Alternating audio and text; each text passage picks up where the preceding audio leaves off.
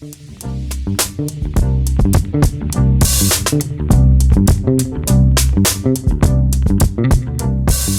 when we're getting our groove on with DJ Lomax. Thank you for that short but sweet music. And I want to take some time out to say hello to everyone and welcome. Thank you all for coming to this beautiful space, Indigo Blue, right in downtown Pine Bluff. I've loved this place for years, and I know many of you probably can relate.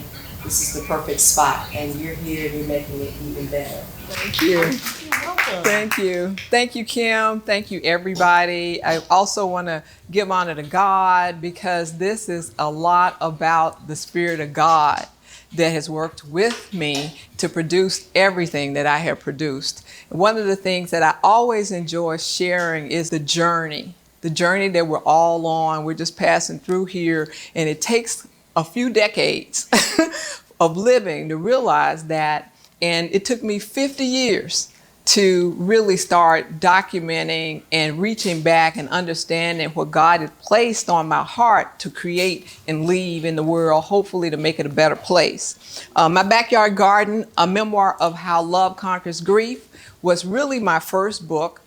This book was a book based on the fact that my mother, on her deathbed, told me that Jesus had prepared her and that this is your book.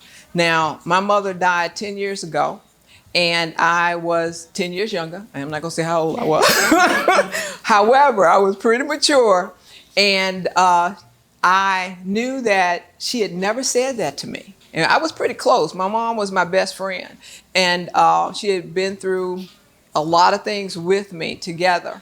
And when she said that, I was like, okay, I'm gonna get this one done. I'm gonna actually finish it and everything. And so what I realized is that I had to finish it based on me losing her. And the message that she told me that Jesus told her. She said, Jesus has prepared me. She was 96 years old. She had been an educator for 42 years in Helena, West Helena, and I think on the west side too, near Nashville, Prescott area, but most of the time in Helena, West Helena. And she said that Jesus told her to tell me. She had all her children, all her grandchildren, and she had something to tell everybody. But for me, she said, Jesus said, help the children. The children go out into the world for the nourishment that they need from their own backyard. Thus, my Backyard Garden, a memoir of how love conquers grief.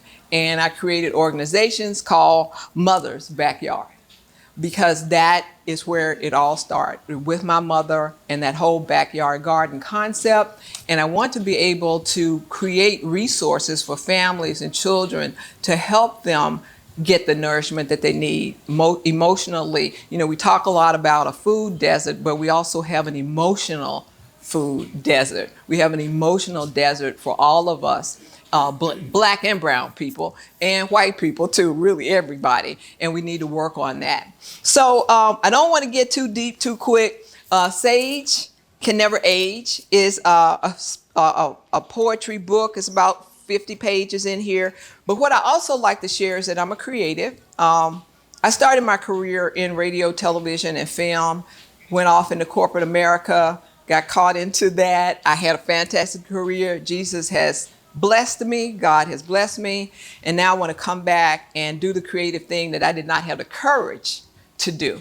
And I want to make sure that young people have the courage and take the steps and move forward in doing the things that God has placed on your heart. Because you know what? God gonna get you around to it anyway, just like he did me. So eventually you're gonna get there if you stay faithful. And I have remained faithful and believing, and he is just working that thing out for me, right? What he has placed on my heart. So without any further ado, I think that I want to thank Miss Mary Ann for this opportunity. She's a wonderful, we talk about a location, but it's not about a location. It's about the person who is occupying a location. You'll hear a lot about the spirit that she just puts out in her place, and everything from every art piece to the cookies. I come in for the cookies, the coffee, the food. I mean, that's just a nourishment and an opportunity for us. So I really want to give her some credit. And as a matter of fact, I got a poem I did she inspired me to write. And I will share that with you at some point too, or to include her in this legacy that I hope that I'm leaving for everyone. Okay, so with that, I want to share some of my visuals first so you can sort of feel where I am. I am a photographer. I consider myself a landscape photographer. I'm not an event photographer or people. I will do that, but my passion is in God's creations and capturing that second when God has placed something wonderful that we want to continue to enjoy. So I look for those moments in photographic opportunities. Some of the things are just attracted to my eye. Poet, she, her. This is for all the poets. I know it's a poet in each one of us, right? We got words of wisdom. We got things we need to say to our people, to other people. So this is the poet, she, her. And the other thing I want to say about this, when the pronouns came out, I wasn't a pronoun person. I was just like, if you can't tell a she, her from me, I don't know what to say. But I just got on the board because, it helps other people. I was trying to be respectful to the cause and everything. So I threw in poet, she, her. But like I said, I don't think it takes a whole lot for you to figure out my pronoun. But I respect those people who want to be able to have that distinction. So this is my first poem I want to share with you from a poet's perspective.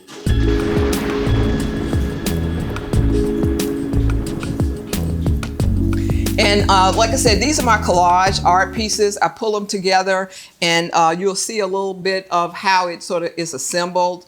I do digital collage. I do want to work into more of a visual collage that is not digital, but right now most of them are digital. So poet, she, her. Anguish drives a poet's life. Love desires her delight. When thunder rolls, when rain in flight, she listens to its plight.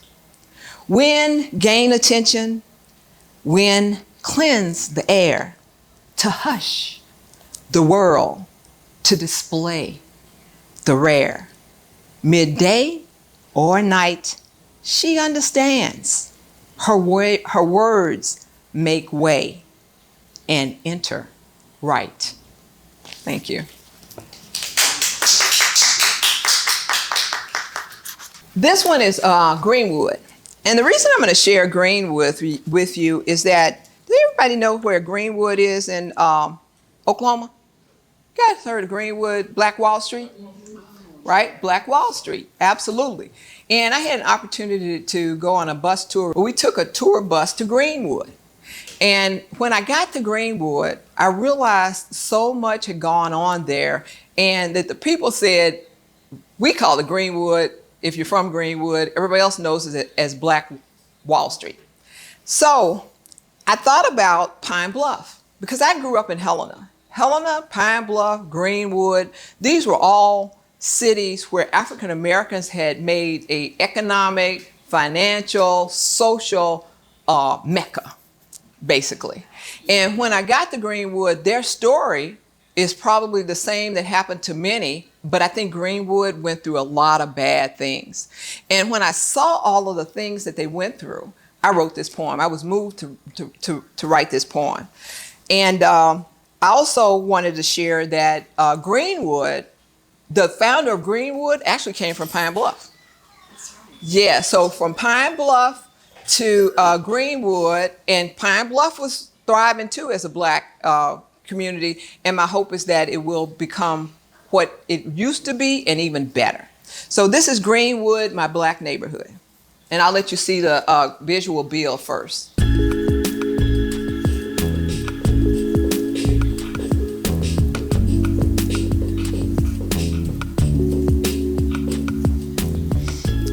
Greenwood, my Black neighborhood. The Greenwood community still stood, despite the trail of tears and white hoods, remains in 40 blocks of fortitude, spurring a multitude of my moods, built, burned, constrained, controlled, misunderstood. Yet, it is still my Black neighborhood. Remixes here looking back, Black dreams come intact, despite sentimental attacks as we pass the railroad tracks. Confident we accept no lack, for it is still my black neighborhood. Black Wall Street, some call, Booker T said to be proud, built by black businesses after all, yet he wasn't here to see the fall. But God sent Reverend Tucker to build walls made of brick and steel to protect y'all. One day in 1921, June, fears and hatred grew to loom. Ancestors shell-shocked in a room, bombs screaming doom, bushes burned in full bloom, bloody bodies without tombs, yet it is still my black neighborhood. What comes next? 100 years of silent regret. No uprising or protest, just pains in my head and chest from those who stayed and who left, while concrete hills and interstates built a congregation of faithfulness, yet it is still my black neighborhood. Except in 1982, we were integrated through and through when you dropped the bomb on me. Remember the Gap Band's song was the key to G for Greenwood, A for Archer, and P for Pine. Looking back now, it blows my mind. And like the Gap Band, it's still my black neighborhood. High-rise buildings, plaques, and paved parks now appeal to the hearts of those who can't see what this really meant to me. My family, my land, my people's plan, hackberry roots breaking through dirt and sand to reveal remains that span a century, but now without band. Yes, it's still my black neighborhood.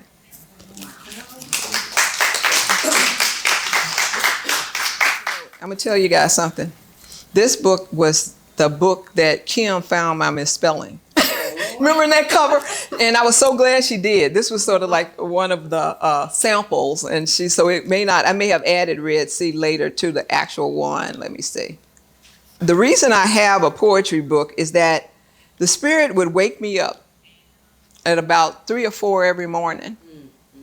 And rhyme would just come. I can't say that I was a poet. I ever wanted to be necessarily. It just sort of was a spirit. And that's why I call it spirit-filled poems. And I started catching them and writing them in my phone because the phone was next to my bed.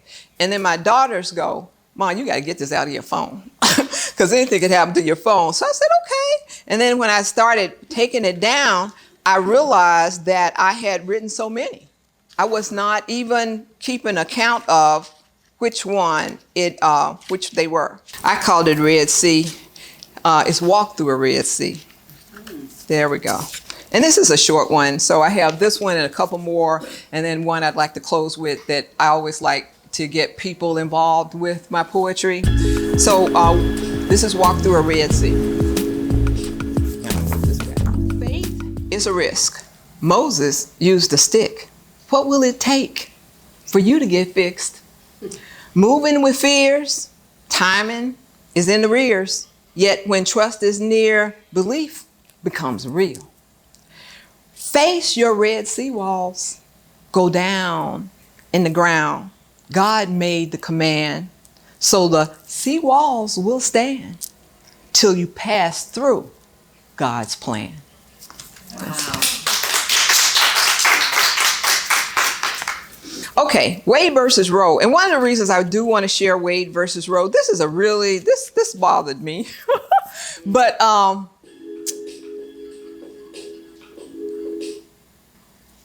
one of the things about Save the Children is that there's an ongoing controversy around abortion, the right to a woman's body, all of those different things. And you can stand on every position.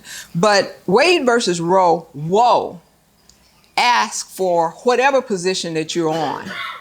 Whichever side of the river you're standing, understand the plight of the child's life help make sure that that is taken care of, whether that child or that child's mother, what they have to go through, what they need to experience. So my poem, Wade versus Roe, Whoa, asks us to do better. People stand in the shallow water. They don't wade in deep. Glad to save an innocent life. It's right to life, they repeat. Life begins and continues. Where are you right to lifers then, when the mother is tired and the new life can't sleep, when no food is on the table or poor shoes on their feet? Worse yet, both are sleeping on the street. If you're interested in life, then wade in deep. You say you're interested in life, then protest all strife. Like I said, wade in deep or just take a seat. Look at what led to conception: rape, incest, or deception. Look at what surrounds this choice. Just wade in deep. Is this a chance for life or a setup for defeat? If you really care, then wade in deep.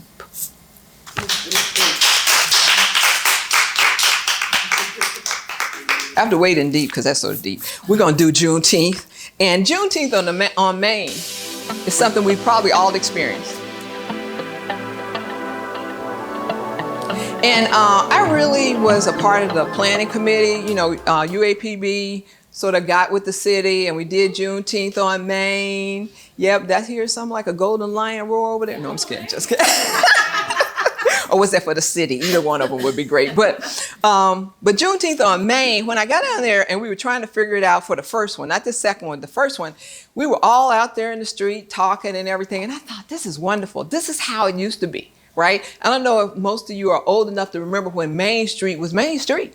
You hung out, you saw people, you went, you walked, you talked. So I was down there and it just moved me. And Jimmy Cunningham was down there and city officials, everybody, UAPB folks. And we were really trying to figure that thing out in the street, on Main Street. And I really loved that. It reminded me of my hometown and how Main Street, ours was named Cherry Street. Cherry Street was the main, and then all the African American community they were on Walnut Street. So when you had a parade, you know, they marched down the parade, they hit that corner, and then they go down Walnut, right? Because it was a whole different culture, but back-to-back streets, right? So it was just wonderful that you got a chance to live in both worlds at that time. So it sort of tells you what time. But Juneteenth on Maine, and this one is where I also give a shout out to my lady here, Miss Mary Ann, and Jimmy Cunningham. Yes, Miss Mary Ann. She's reviving our Main Street area. So I want to make sure that she is remembered. So Main Street run, Main Street walk, bobbing in and out, enjoying Main Street talk. Hey, Mr. Jimmy. Hey, Miss Ann. Sipping Indigo Blue in my hand. What y'all talking about? Past day problems or present day plans? Juneteenth here, Juneteenth gone. Share those stories before Main Street crowds. Celebrate freedom. Talk about strife. Eat some ribs and shake and shout. Bring the children. Stroll about. Make Bluff City Main Street where we all hang out. Seeing Main Street run, seeing Main Street walk, bobbing in and out again. Can you see Main Street talk? I love it. Okay, I have one last one. There's no visual with it, but it's something that I want to leave all of you with, and I want you to help me in part of it. It's called Air, okay? And it's walk with me, talk with me, help me feel the air. With the love of our Savior, spread His grace everywhere. So many are wandering, lost and confused. Many voices are sharing studies of misquoted news. Complicated mysteries chosen are few. God's message is simple. It's, I love you. God of the universe, the creator of all, is standing and sharing. Why do you run? Why do you fall from a gift such as this, a divine I love you call? Every breath that we take, and this is what we're going to do. Deep air in. Let's take it in. Then deep air out. We exist on his love. So please help me shout. What a glorious God. Breathe his love in. Again, breathe it in, breathe it out, and breathe it about. Thank you.